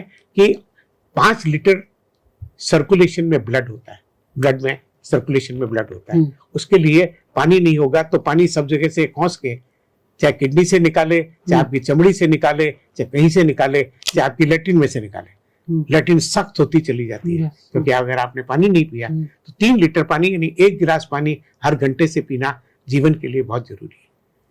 इसे कैसे पीना ये अपनी बात पर निर्भर करता है। कुछ लोग 2 गिलास 1 लीटर पानी सुबह सुबह पी लेते हैं, बट कैसा भी पीना है अच्छा पीना चाहिए। 3 लीटर पानी अच्छा पीना चाहिए। जैसे कि आपने कहा गैस की प्रॉब्लम, तो इंडिया में एक बहुत कॉमन चीज है कि जैसे ही गैस बनती है तो सबसे पहले अजवाइन की फांकी लेते हैं, या जो भी होममेड रेमेडीज होते हैं उनको ट्राई करते हैं। तो क्या इनके कोई इफेक्ट होते हैं? अजवाइन तो वाकई बहुत अच्छी चीज है। अजवाइन को सेक कर, कूट कर, काला नमक मिलाकर, अगर आपको ब्लड प्रेशर नहीं है, या थोड़ा सा नींबू मिला के स्वादिष्ट करके उसे आप दिन भर थोड़ा थोड़ा खाते रहें तो एक बहुत अच्छा डाइजेस्टेंट है। आपको याद होगा अपने घरों में अजवाइन की रोटी बनती थी। हाँ। आज की तारीख में नहीं बनती है। तो भाई अजवाइन प्रेग्नेंट फीमेल्स के लिए, प्रेग्नेंट्स के लिए भी अपन अजवाइन को घी में तल के फिर उनको खिलाते हैं। अजवाइन तो ये सब अच्छी चीजें हैं, ये डाइजेस्टिव है। और इनके अंदर जो तेल होता है, अजवाइन का तेल, वो हमारे डाइजेशन के लिए बहुत अच्छा और उपयोगी है। तो अजवाइन को हमारी डाइट के अंदर ऐड करना चाहिए। अजवाइन बहुत ही इंपॉर्टेंट चीज है। एक आदमी को एक दिन में कितनी बार फ्रेश होना चाहिए? फ्रेश होना एक बार, ज्यादा से ज्यादा 2 बार। हिंदुस्तान में हमने जब स्टडी की थी ना, करीब करीब हमने 22,000 लोगों में स्टडी करी थी इंडियन, कैसी उनके पैटर्न कैसा है। तो 1 से 2 नॉर्मल था। नॉर्मल लोग बाग एक बार सुबह एक बार शाम को जाना अच्छा पसंद करते हैं। वो कहते हैं इससे हमारा डाइजेशन अच्छा रहता है, हम अच्छा खाना खा सकते हैं। लेकिन जब लेट्रिन की संख्या कम मात्रा में बार बार जाते हैं, ये भी कॉन्स्टिपेशन है। हिंदुस्तान में इस तरह का कॉन्स्टिपेशन ज्यादा है। पहली बार लेट्रिन इतनी आती है, दूसरी बार इतनी सी आती है, तीसरी इतनी आती है, चौथी आती है, थोड़ी सी, लेकिन उनको बार बार जाना पड़ता है। इधर खाना खाया लेट्रिन जाओ, इधर खाना खाया लेट्रिन जाओ। तो उनका पूरी रातें खाली नहीं हो पाती, क्योंकि इंटेस्टाइन की कॉन्ट्रैक्टिलिटी उनकी अच्छी नहीं है। तो कॉन्ट्रैक्टिलिटी बढ़ाने के लिए हमें 3 चीजें करनी चाहिए। पानी, क्योंकि आंतें भी एक स्प्रिंग है, उसमें भी तो मसल है ना। अगर मैं स्प्रिंग को इतनी दूर रखूं और इसको छोड़ूं तो झटके से बंद होगी। मैं स्प्रिंग का इतनी सी दूर, मेरी कोलन है, इंटेस्टाइन का मसल इतना से खींचा हुआ है, तो कैसे चलेगा। तो जो हमारे भूसा है या हरी पत्तेदार सब्जियां हैं, जौ चना गेहूं की रोटी है और तिल के लड्डू है, तिल है, ये हमारे लिए फाइबर का काम करते हैं। जितना अधिक फाइबर आप खाएंगे, आंतों में जाकर वो पानी की सहायता से फूलेगा और फूल कर इसको कॉन्ट्रैक्टिलिटी को बढ़ाएगा। इस तरह जब बढ़ेगी तो इंटेस्टाइन अच्छी तरह साफ होंगी। तो फाइबर का इंटेक बढ़ाना बहुत उपयोगी है। हरी पत्तेदार सब्जियां लोग बहुत कम खा रहे हैं। अगर अच्छा हरी पत्तेदार सब्जियां खाएं हिंदुस्तानी तो बहुत अच्छा हो सकता है। सर, जो स्टूल फॉर्मेशन है हर आदमी का अलग अलग है, स्टूल का कलर भी हर आदमी का अलग अलग है। तो जो बेस्ट पॉटी किसी की हो सकती है वो किस तरह से होनी चाहिए, उसका शेप क्या होना चाहिए? देखिए, इसको एक मेथड के तौर पे 6 क्लासेस में बांट दिए गए हैं। जो हार्ड पत्थर जैसे टुकड़े छोटे छोटे निकलते हैं बेंगने की तरह, वो सबसे खराब है। एक बहुत बड़े पीस के तौर पे निकलता है, बहुत हार्ड होता है, वो भी खराब है। तो 1, 2 और 3 नंबर तक के जो हैं, तो जो सॉफ्ट स्टूल है, वेल फॉर्म्ड है, इजीली आपके पास होता है, वो स्टूल जिसे ग्रेड 4 कहते हैं, वो सबसे अच्छा होता है। तो अच्छा बड़ा साइज और सॉफ्ट स्टूल जिसमें आपको बहुत ज्यादा स्ट्रेस नहीं करना पड़ता है पेट को, वो सबसे अच्छा है। तो जो बेस्ट स्टूल है उसके लिए आपको पानी पीना है, फाइबर लेना है, लीफी वेजिटेबल्स का, और उससे भी ज्यादा महत्वपूर्ण है मानसिक तनाव को कम करना। मानसिक तनाव को कम करना। जितना लोग बाग कम सोते हैं, आज की तारीख में पूरी दुनिया और हिंदुस्तानी स्लीप डिप्राइव्ड कंट्री है। हम सोते 12 बजे हैं, फिर 6 बजे उठ के चले देते हैं काम पर। 6 घंटे 5 घंटे भी अच्छी नींद नहीं लेते। ये हिंदुस्तान की त्रासदी है। और आज हिंदुस्तान का जो बच्चा है वो रात को पढ़ता रहता है, सुबह लेट तक उठता है। ये सब एक पूरा कल्चर ही बदल गया है। मेरा तो सुझाव है सबसे, जैसा पुराने जमाने में विद्वानों ने कहा था, early to bed early to rise makes a man healthy wealthy and wise, वो वापस हमें इनकलकेट, यानी बच्चों के अंदर ये भावना हमें पैदा करनी ही होगी। ये हमारे टीचर्स ही कर सकते हैं। बच्चा जब इतना सा होता है उसे क्या पता कब तक पढ़ना है, हम उसे पहले दिन से अच्छी तरह ये समझाएं कि जीवन कैसे गुजारना है। आज हमारे जो शैक्षणिक जो हमारी भावनाएं हैं उसमें गुरुजन की जो कद्र है वो कम होती गई। गुरुजन की कद्र होती गई तो आपने उन्होंने जो कहा वो आपके अंदर तक घुसता नहीं है। ये एक सबसे बड़ी चीज होने वाली हुई है और हमें पूरे इस संसार में इस चीज को वापस बदलना पड़ेगा कि हमें आपस का जो मन का रिलेशनशिप है, गुरु शिष्य की परंपराओं को फिर जीवित करना पड़ेगा। सर, जो सर के पीछे की तरफ जो ब्लैक लाइंस होती है, That's it. तो क्या ये लिवर डिजीज की कोई निशानी है? ये बहुत ही इंपॉर्टेंट फाइंडिंग है। दो फाइंडिंग इंपॉर्टेंट है, एक तो यहाँ पर काला होना और यहाँ की जो बगलें हैं यहाँ पर काला होना, ये इस बात को बताता है कि लीवर में फैट अधिक जमा हो रहा है। तो एक बार हमारे एक विद्वान गैस्ट्रोएंटरोलॉजिस्ट डॉक्टर सरीन ने भी एक इम्पॉर्टेंट बात कही।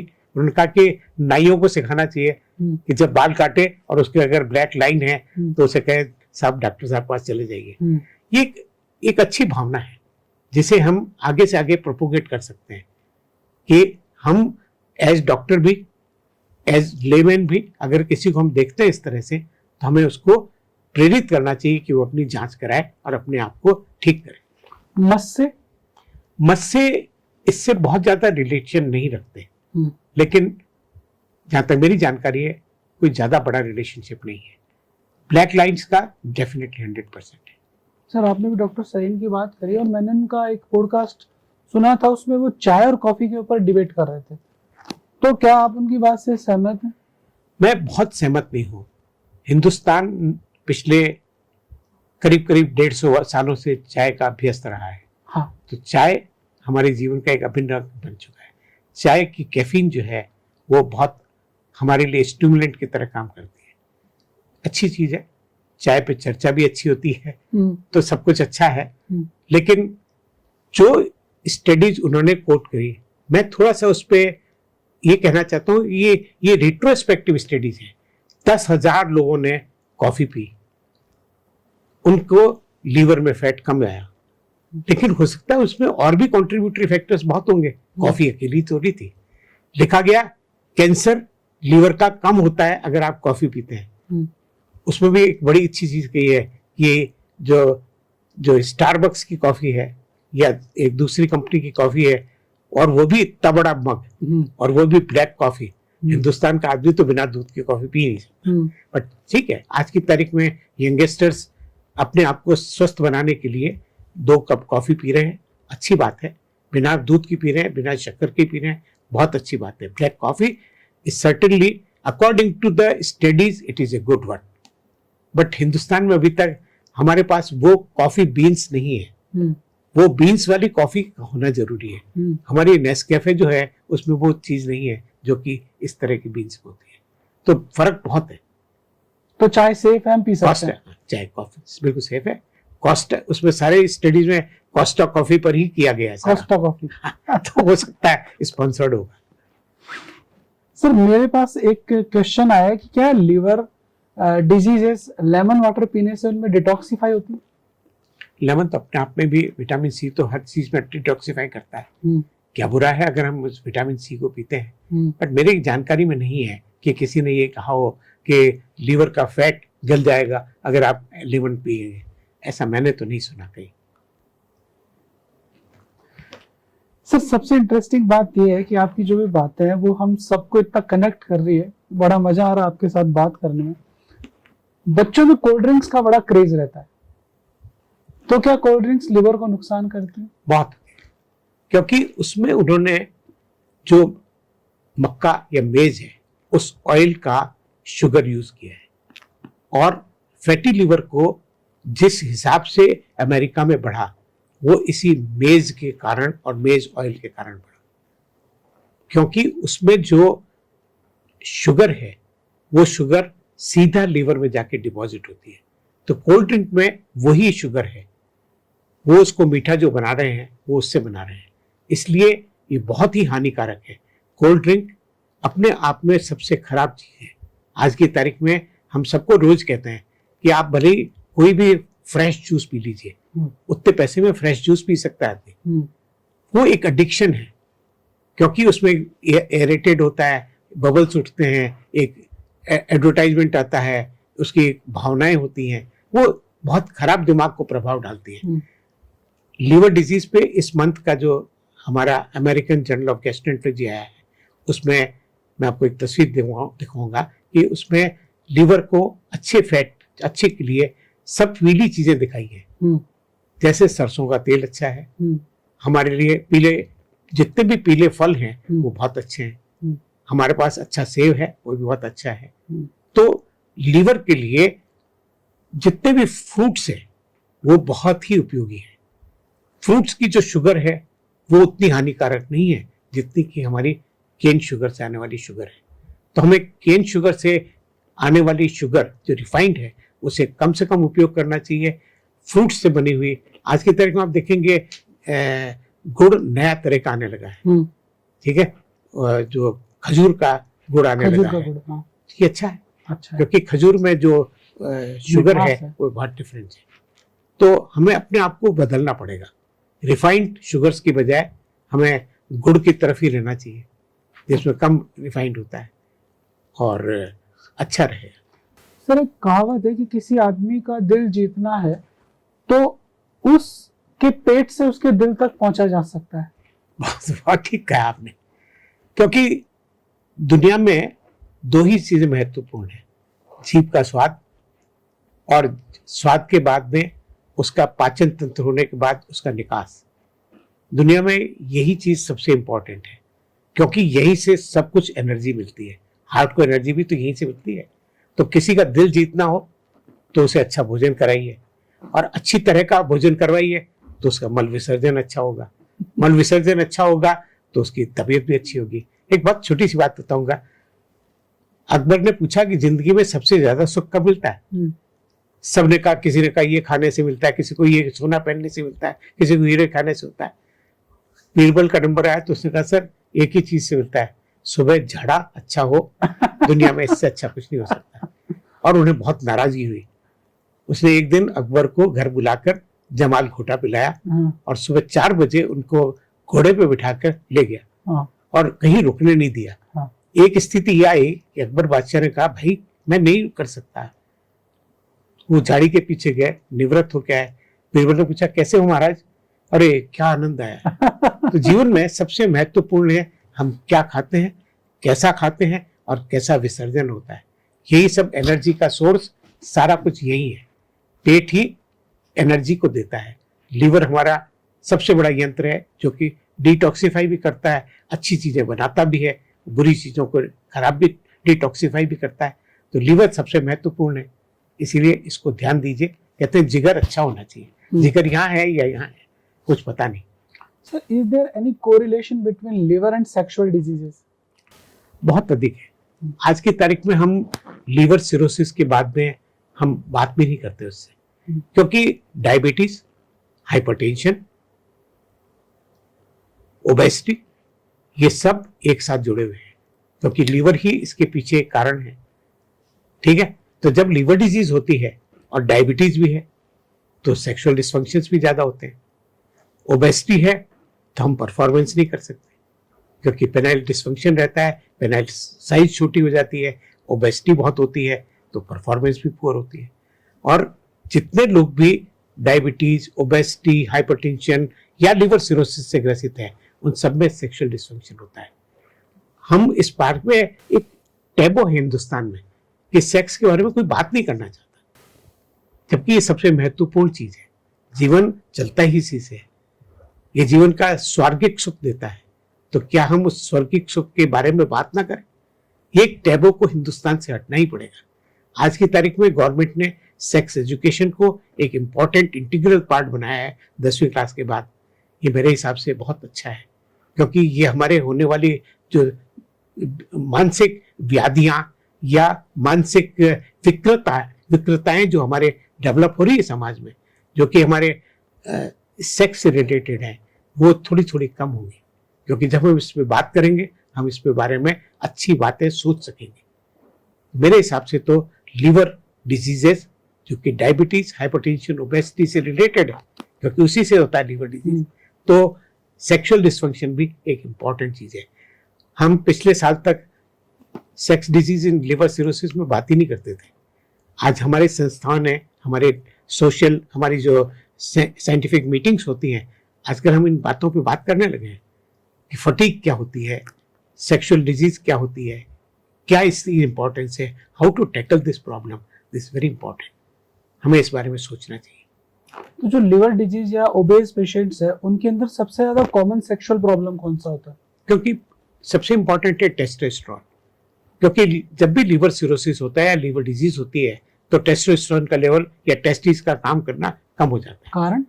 कारण है कि ये जो ओबेसिटी से जो सारा सर्केडियन साइकिल के साथ जो पिट्यूटरी जो बनाती है, जो टेस्टोस्टेरोन स्टिमुलेटिंग हार्मोन होता है, वो कम हो जाता है, तो टेस्टिस काम करना कम कर देती है, तो इसका मेटाबॉलिज्म जो है वो बढ़ जाता है, टेस्टोस्टेरोन लेवल्स घटते चले जाते हैं, वो इतने लो लेवल पे पहुंच जाते हैं कि आदमी उद्दीपन आ ही नहीं पाता।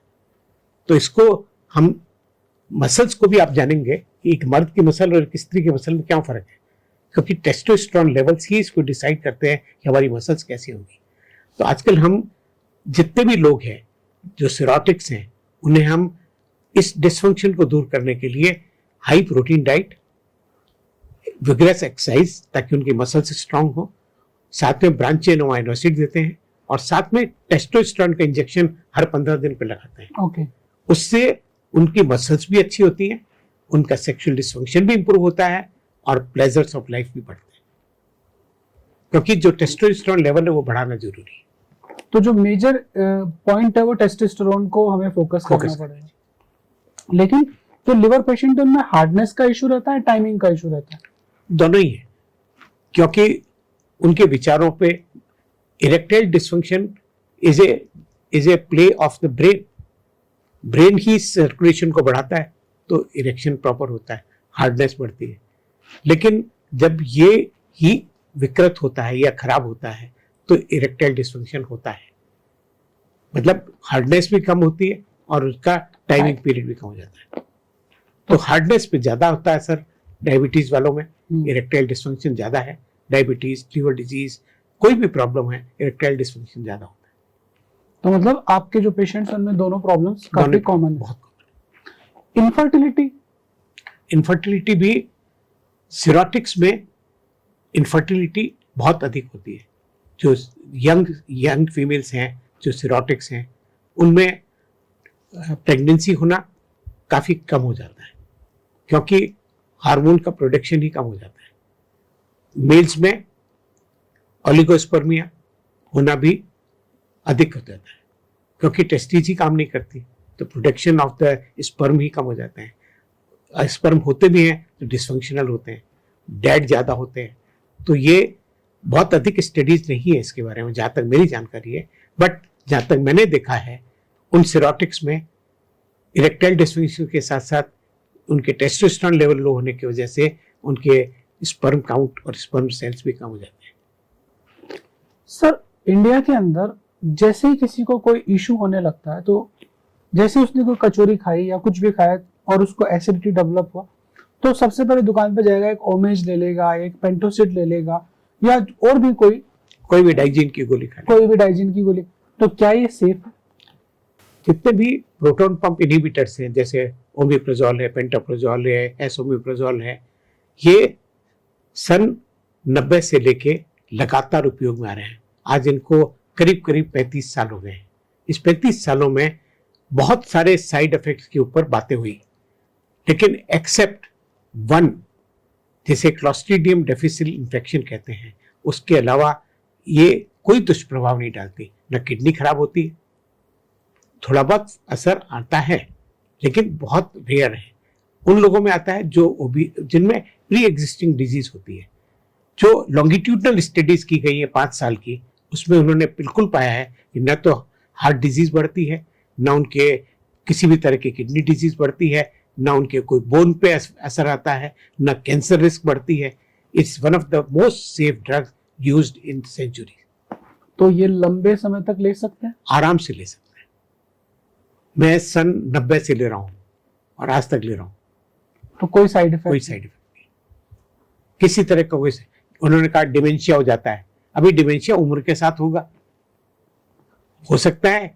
जो जो स्टडीज की गई वो भी, जैसे आपने कॉफी के बारे में कहा, उन्होंने कोहार्ट स्टडीज किया, 10,000 लोगों में हमने स्टडी किया और ये पाया कि जिन लोगों ने पीपीआई लिया उनको डिमेंशिया ज्यादा हुआ। और भाई उसके साथ जो को फैक्टर थे वो भी देखिए, तब बता पड़ता है। लेकिन जो लॉन्गिट्यूडनल स्टडी हुई है 5 साल वाली, उसमें अच्छी तरह दिखाया है कि किसी में कोई साइड इफेक्ट नहीं होता। बिना डॉक्टर के पास जाए लिवर को दुरुस्त रखने का सबसे बेस्ट तरीका क्या है? अपने आप पर नियंत्रण। ओबेसिटी क्यों बढ़ी?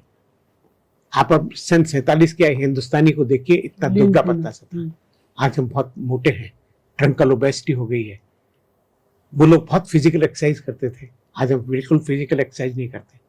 तो जो कुछ हो रहा है, ठीक है, उसमें आपने प्रश्न किया था कि जो हमारा जो लिवर है उसको फिट कैसे रखा जाए। फिटनेस के लिए है कम खाओ, घना कमाओ। तो ये सबसे अच्छी चीज है। मतलब घना कमाने का मतलब है कि आप खर्च भी साथ करें, आप खाएं भी, खर्च भी करें। आप खाते खाते जाएं। हम ओवर ईट कर रहे हैं, जितना मिल रहा है उसको सबको खाने के लिए कर रहे हैं। जितना हम अधिक खाएंगे उतना ही ओबेसिटी बढ़ेगी, तो लीवर पे अफेक्ट आएगा। तो लीवर को अगर बचाना है तो उतना ही खाइए जितनी जरूरत है। आपको अपने आप पे नियंत्रण करना पड़ेगा। आज हम बहुत अनियंत्रित लोग हो गए हैं, जो कुछ मिलता है सब कुछ खाने की कोशिश करते हैं, क्योंकि स्वाद महत्वपूर्ण हो गया है। तो हमें एक तो इस पे रखना चाहिए। दूसरा, हमारी फिजिकल एक्टिविटीज को बहुत अच्छा रखना चाहिए। हमें अपने सात्विक भोजन पर ध्यान देना चाहिए, समय पर खाना, समय पर अच्छा सोचना, और सबसे बड़ी बात है दिल में एक आनंद की अनुभूति करना कि मुझे ईश्वर ने आज जिंदा रखा है। ये बहुत महत्वपूर्ण है। आज हम इस भावना को भूल गए हैं कि ईश्वर को हम धन्यवाद देना ही भूल गए कि आज उसने हमें जिंदा रखा है। क्या पता हमें कल सुबह न रखे। तो ये सबसे महत्वपूर्ण चीज कि मैं जिंदगी में हर चीज को एक ही गाने के साथ कहता हूं, न जाने अगला पल कैसा होगा साथी, अभी तो जी लें, अभी तो जी लें। अभी दोस्तों वक्त है मेहरबान, अभी दूर है गम की परछाइयां, अभी तो जी लें। हम उस जीने को ही भूल गए हैं और उस आपाधापी में लग गए हैं, उसकी टांग तोड़नी, उसका ये करना है, उसका ये करना है, उसने ऐसा क्यों कर दिया, और सारा दिमाग इसी बात पे लगा रहता है कि हम किसका क्या करें।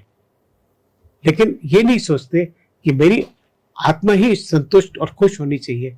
जीवन में आनंद ही तभी है जब हमारा दिल खुश है, दिमाग खुश है। हम सबसे मैं सबसे कहता हूं, defeat depression, defeat anxiety, spread happiness. आज आपसे कोई मिलके जाए, कहे वाह मजा आ गया, कैसा इंसान था, आनंद कर दिया उसने।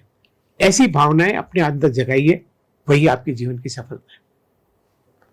सर, आज आपने जितनी बातें बताई, मुझे लगता है मैंने आज तक इतने पॉडकास्ट करे हैं, लेकिन मुझे किसी में भी इतना मजा नहीं आया जितना आज आपके साथ बात करने में। आपका आभार मानता हूँ। पहली बात, मैं ऐसी कोई बात करता नहीं, मैं वही बातें करता हूँ जो मुझे जीवन से साथ जुड़ी है, जो मैं खुद कर सकता हूँ वही दिखाता हूँ। आप अपने इतने बिजी शेड्यूल में से कुछ समय निकाल के हमारे पास आए, सर उसके लिए आपको बहुत बहुत धन्यवाद। मेरा भी बहुत बहुत धन्यवाद इस पॉडकास्ट के लिए और मुझे आमंत्रित करने के लिए। मैं हमेशा प्रस्तुत रहूंगा। मैं समझता हूं कि जितनी अधिक से अधिक लोगों तक ये बातें पहुंचे, मेरे मन को बहुत शांति मिलेगी। आप उन पर थोड़ा थोड़ा सा भी अगर अमल करेंगे, अच्छा होगा। बहुत बहुत धन्यवाद। Thank you sir.